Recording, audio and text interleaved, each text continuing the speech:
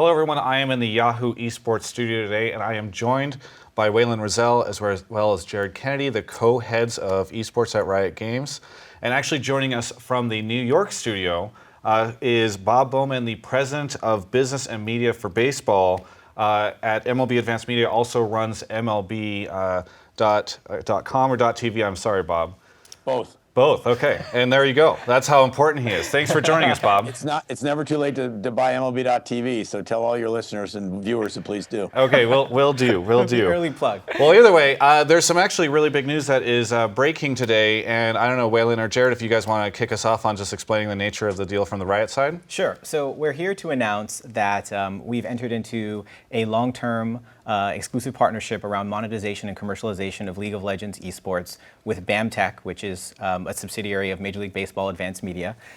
We're thrilled about this. We think it's a game changer for us and our sport because, as we've said to you and others, that sustainability and building League of Legends into a sport that fans can enjoy for years and years to come is something that's of utmost importance to us. And we think this deal goes a long way to getting us there. We're thrilled that BAM shares that vision with us and that they're committed to helping us to build the sport. And we think that we couldn't have asked for a better partner in terms of what they bring to the table, in terms of their capabilities on the technical side, as well as their capabilities in terms of monetizing sports. They work with many of the best out there in the world today. Yeah. Now, Bob, I've heard just now from the Riot side. How about you? What does this deal mean for BAM Tech? Well, it's obviously a great day for us at BAM Tech.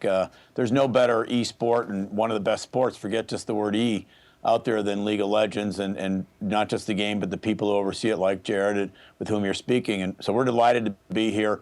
We're excited about it. And as he alluded to, we have other major sports, NHL, PGA, and obviously MLB. And so this will be a great, big arrow in an ever-enlarging quiver. So we're delighted to be here today. A lot of work in front of us. We're not experts in this, and Jared and his team are. But we've always put the fan and the customer first. From day one here in baseball, they've always been first. We're respectful of their time. We're looking forward to building upon a great business and making a great contribution as fans enlarge and spend more time with this product. Bob, it's been reported that this is a $50 million a year on average minimum guaranteed deal stretching all the way through the 2023 season. I think a lot of people are going to definitely raise eyebrows when they hear that number. Why, in your mind, is this valued at that number? Well, I hope we're going to do a lot more than that. That's the minimum guarantee, and I hope we're going to exceed that by a large margin, and I expect that we will. But the reason why I think this is so valuable is this is a digital-first property.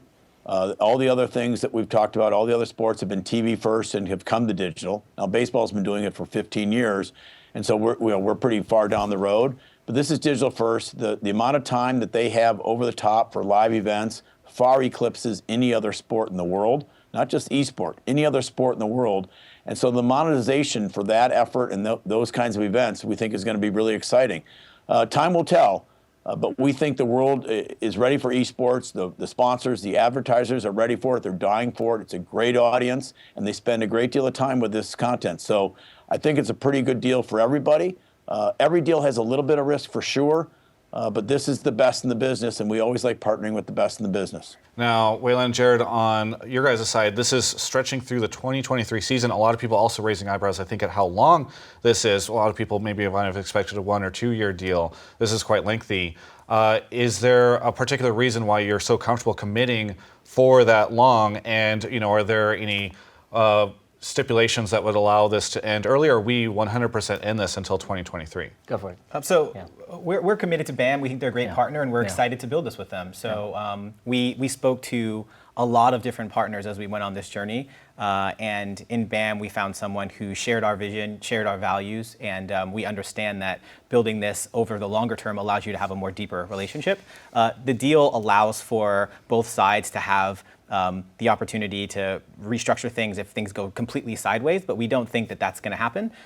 We're committed, and we know that they are as well. And Riot tends to want to find and structure deep partnerships. If you look at what we do on the publishing side, we tend to have partners for a long time, and there's no difference here. We really want to be in this for a long time. Just to add on to that, I mean, we were here, just a few months ago talking about how we know to take League of Legends Esports to the next level, we need to find partners who are just as committed to the product, to the experience, to the fans of the sport, and who have the capacity to help us really move this thing forward.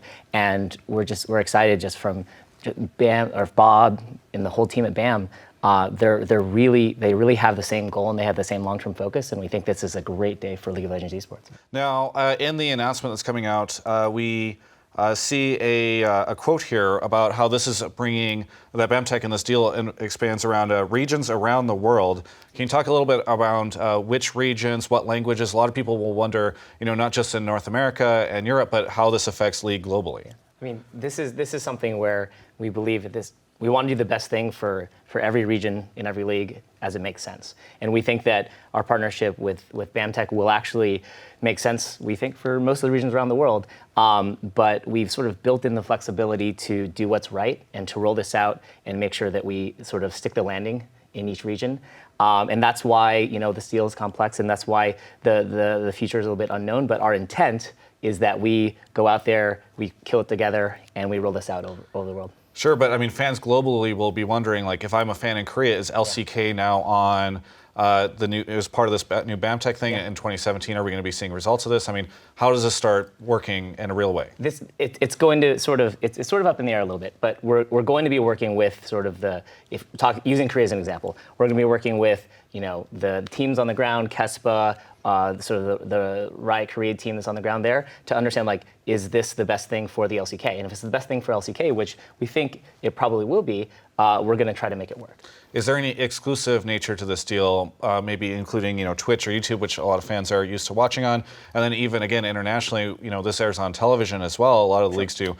So how does this impact any of those existing relationships? So we first and foremost believe in making sure that the content's in the places where the fans want to watch it, right? And so that will continue to be the case. For 2017, we don't envision any change to how we go to market. We believe in making the content freely available, and it will continue to be freely available into the future. We have no plans to change that. In terms of distribution on the YouTubes and Twitches or in other markets around the world on TV channels, what we want to do is work with the teams, as Whalen mentioned, to figure out our local teams, to figure out what makes sense and to do that. But with BAM, we think we have a very sophisticated, very capable partner who can help us find the right way to monetize those regions around the world. And so we're really excited to work with them on that. I mean, surely though, as part of this deal, there had to be talks around numbers, and depending on which regions come online as part of this versus others, obviously that allows BAMTech a lot of opportunities on what to sell and what not, and who's going to be there. So, I mean, is there going to be a lot of pressure internally to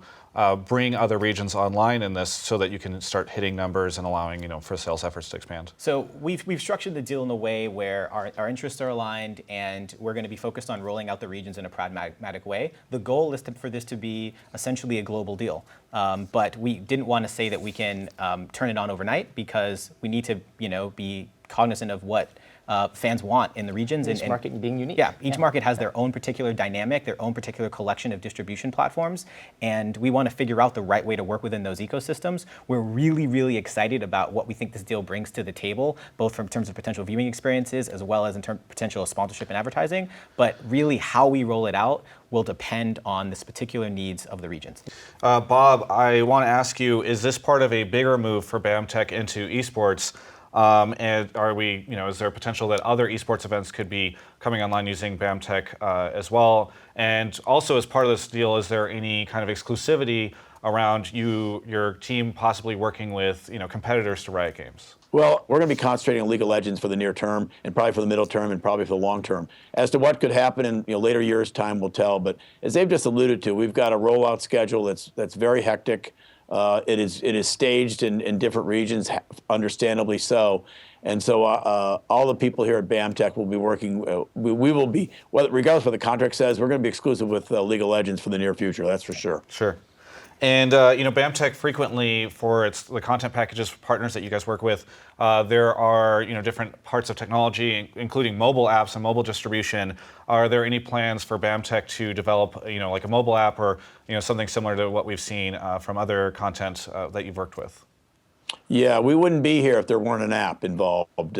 It's increasing the way people like to access content, particularly content of this nature, particularly sports. Again, forget the E for a moment. This is a world-class sport and a global sport too. And so yeah, there is going to be an app. We're working hand in glove with our friends in LA there at Riot Games, and we're going to launch this app again on a stage basis, country, region by region. That's our hope and prayer. If we can create an app based on the input from the fans, the customers, the teams, and the executives to build something that everyone loves and needs to use every day. That's what we've tried to do with our other partners, starting with baseball. How much of a say does Riot have in those sales efforts or the development of the technology or any of this kind of thing? And how can you ensure that, you know, the mantra of players first, players focused, this is a sort of the Riot Games thing, that that's being ensured, you know, when working with a third-party partner? One of the reasons that this took as long as it did is we wanted to make sure that we maintained control over the experience. We're going to be working really closely with BAM.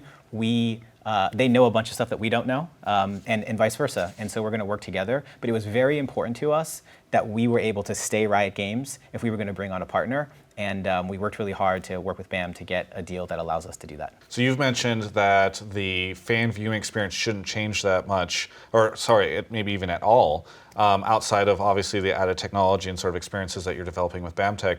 Does that mean that for sure all that stuff that everybody enjoys right now, unrestricted HD streams and all that kind of stuff will continue on for the foreseeable future? To make a point, we hope that the fan experience is going to, the viewing experience is going to get better. Yeah. That's so that's Sure. that's the I clear think one. people are concerned maybe that when you're partnering with somebody, there might be, you know, now things are behind a paywall or, you know, there's HD streams or something like that. 100%. That goes to the core of who we are, and we believe very strongly that the current experience with the HD streams and sort of the core esport experience remains as accessible as possible, free without paywall. That's not to say that we won't innovate down the road, and maybe there is something super cool that we create that has to be behind like a premium experience that fans want to buy into, because we don't know what the future holds 3, 4, 5, 6, 7 years down the road.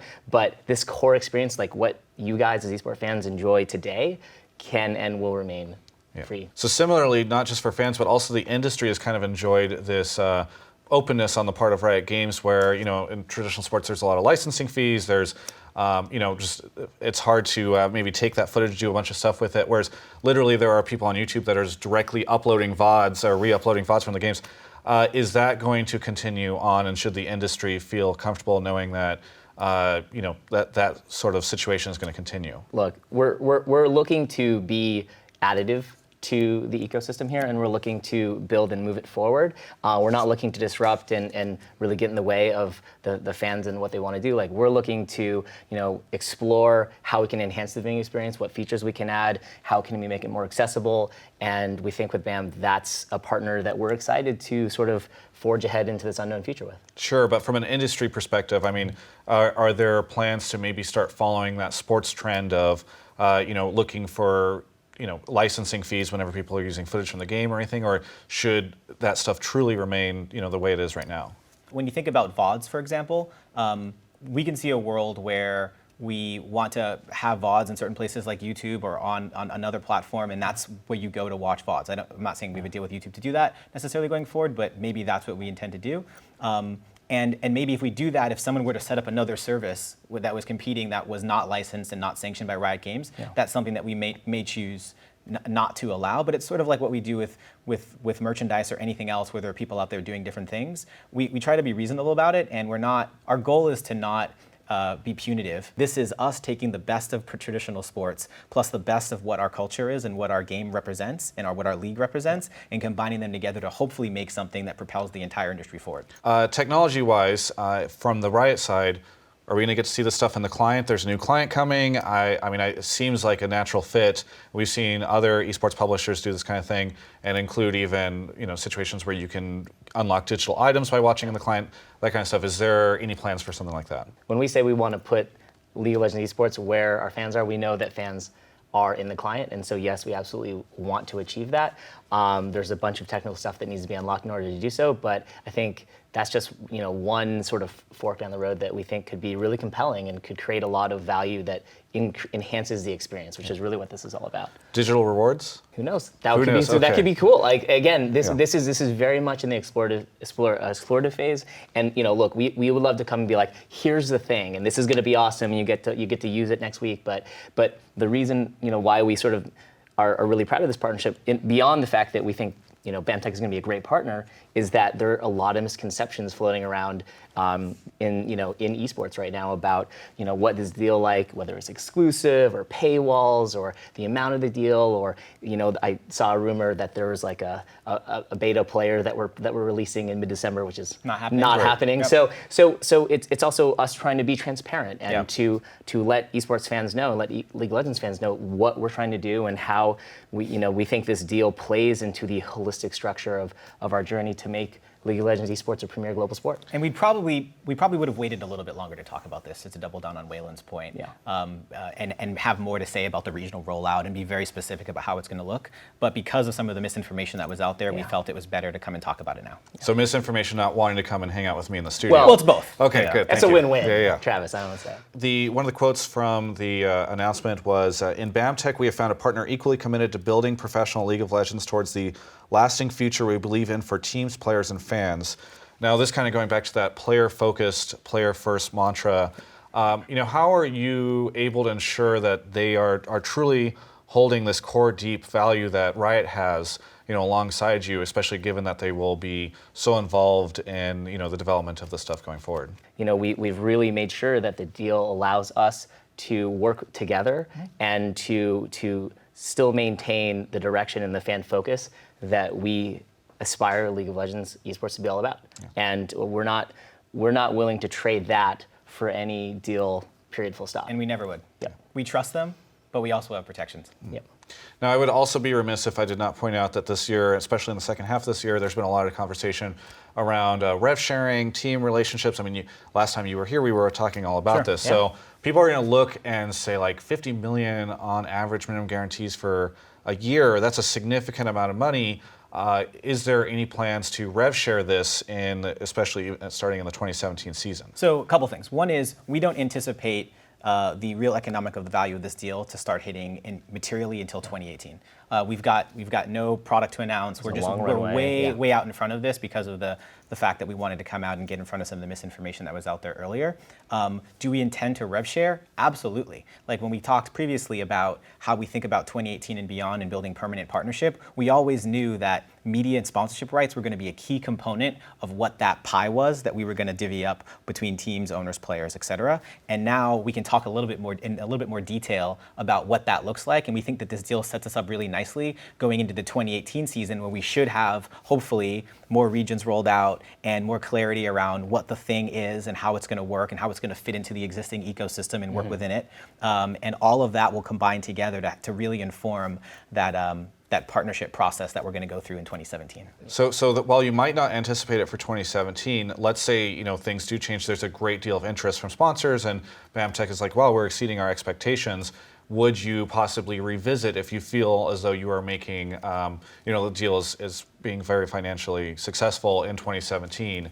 Would you consider reconsidering and sharing next year? I mean, look, I think sure. I think that if you look at what we did last year, where we made changes before Worlds, it's always possible that as information changes and we can pivot and say, hey, now that we know that this is the case, let's do A, B, C, and D. Our expectation, based on what we know about the rollout plan and based on what we know and how the deal is structured, that we're fairly certain that it's not going to be mainly 2017 where a lot of this hits. But if it were to change and we all surprise ourselves, then absolutely. The spirit of this is we want to build up the league. We want to build the leagues, plural. We want to build up the sport, and we think that this deal goes a long way towards doing that, and we're really excited about it because it's not a temporary thing. It's a sustainably predictable thing. And that predictability matters because you can build a structure around predictability, and that's always been our intention.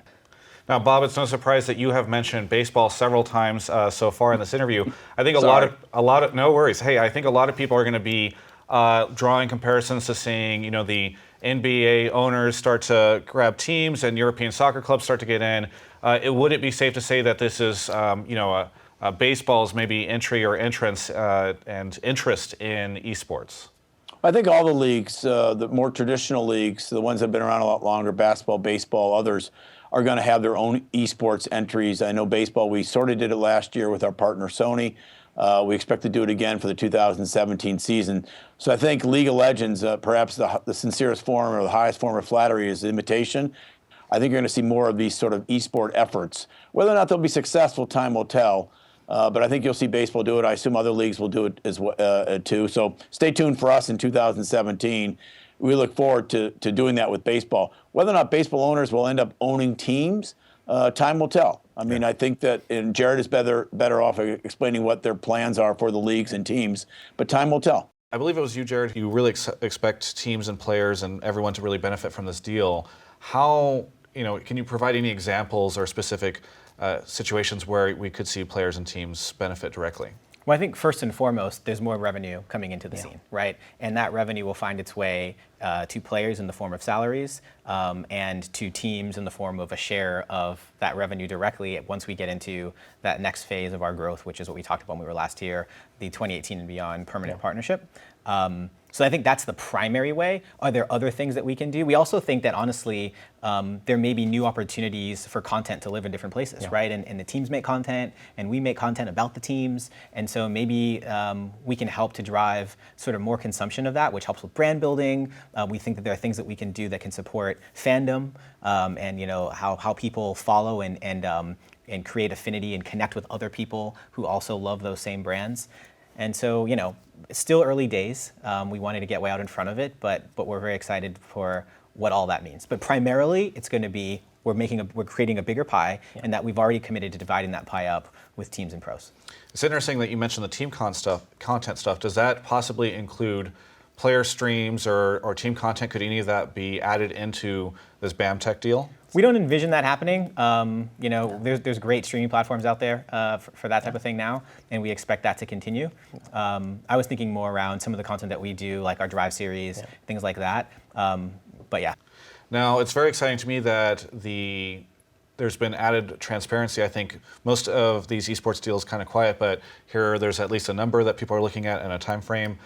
Is there any plans to continue this trend of transparency? For instance, if BAM Tech starts signing some pretty big sponsors, will the numbers around that be transparent both to the community and to the owners so that they can sort of make educated decisions and help inform the conversations you guys are having around rev sharing? Look, our goal is to increase transparency. I think that was sort of like the big learning from the second half of this year, and we, whether or not every single thing we do we're going to be transparent about, it sort of depends. Like, it depends how impactful it will be to the scene. It depends whether or not people are interested in it. It depends whether or not it's going to actually negatively impact the deal with sponsors. Some sponsors actually don't want that number to be sort of public. So we just have to do what's right. But broadly speaking, yes, we hope to be more transparent going forward. Yeah.